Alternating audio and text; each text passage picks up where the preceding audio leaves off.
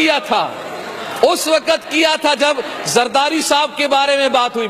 آپ نے اچھا کیا، آپ کا حق تھا، آپ کا قائد تھا، مگر قائد اعظم ہمارے رہبر ہمارے نبی پاک صلی اللہ علیہ وسلم کی شان سے بڑھ کر کسی کی شان نہیں ہے. ہم مسلمان ہیں اور مسلمانیت کا حق یہ ہے کہ ہم اعلان اور اپنے غم و غصے کا اظہار کرتے ہوئے اگر ہم اس ایوان سے کھڑے ہو کر ہاتھوں کو بلند کر کے ہم ہائی لینڈ کو یہ پیغام دیتے کہ سندھ اسمبلی میں رہنے والے بسنے والے یہ جو مسلمان ہیں جن کو مسلمانوں نے منتخب کیا ہے یہ تمہارے اس عمل کی مذمت کرتے ہیں. اگر اس انداز میں ہوتا تو بہت ہی اچھا ہوتا. اگر نہیں ہوا ہے میں گزارش کرتا ہوں آپ سے کہ آپ سب کھڑے ہو جائیں اور ہاتھ بلند کریں اور ایک مرتبہ پورے عالم کفر کو یہ پیغام دے دے کہ ہم سب ایک ہیں مسلمان اور اپنے نبی کی شان میں کوئی گستاخی نہ برداشت کرتے ہیں نہ کریں گے.